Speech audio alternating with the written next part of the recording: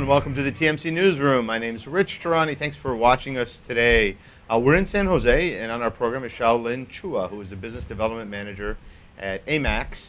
Hey, Shoulin, how are you? Good. How are you, Rich?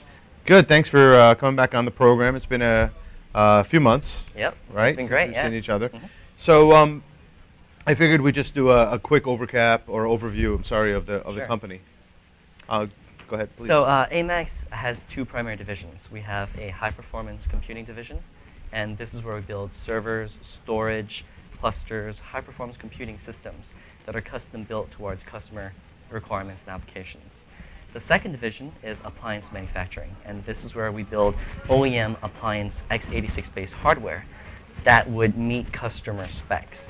So this would be custom-built 1U, 2U, 3U, blade systems, clusters, etc., with what customers want with regards to hardware and applications. So AMAX comes in terms of the design, prototype, engineering, and we've been around since 1979. So we bring 30 years worth of engineering expertise towards these system builds.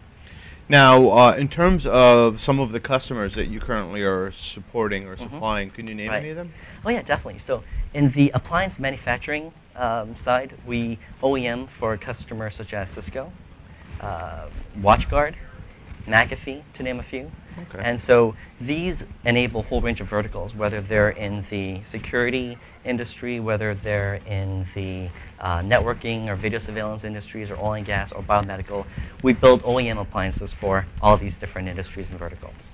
And I'm really fascinated with the high-performance computing. Mm-hmm. Right. So again, it's been a huge growth factor for us. Primarily, I would emphasize our GPU platforms. So with regards to recent launches, we've launched 1U-based GPU platforms with 2 GPU cards, where we have a 10 gigabit Ethernet as well as InfiniBand Ethernet interconnects onto these GPU platforms, where we can cluster 38 of these clusters onto a 42U rack, and then we can cluster these racks together. So you can imagine just the amount of petaflops worth of processing power that's based in these multi-core systems.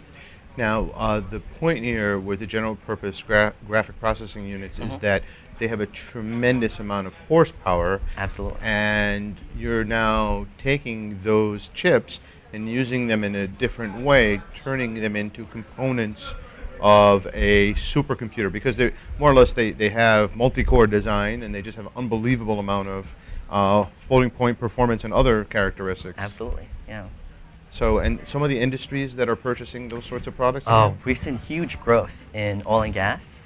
Again, in different countries as well. In the U.S., you have Schlumberger. In APAC area, you have China Petroleum. So oil and gas has been a very huge growth in terms of utilizing GPU technology to locate reserves of oil and gas. So exactly. Again, in any given time, these companies spend millions of dollars a day in terms of drilling, and they have to be accurate with where they're drilling their wells. And then so time is money.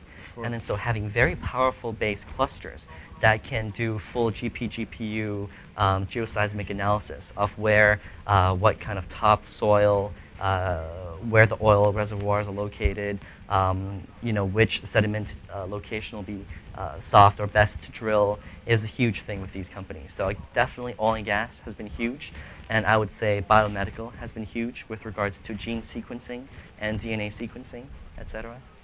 And so it's relatively inexpensive, correct? Because you have these components that are just being used for a different purpose, right? Oh, most definitely. I mean, to get the same amount of petaflop or processing power, traditionally, you have CPU-based platforms. So in one CPU-based 1U node, for example, you might have 2 CPUs, 6 cores each, so 12 cores. Right now, with the GPU-based platform, you have a meshing of CPU technology as well as GPU technology. So you have the traditional CPU cores, but you also have the addition of the GPU cards.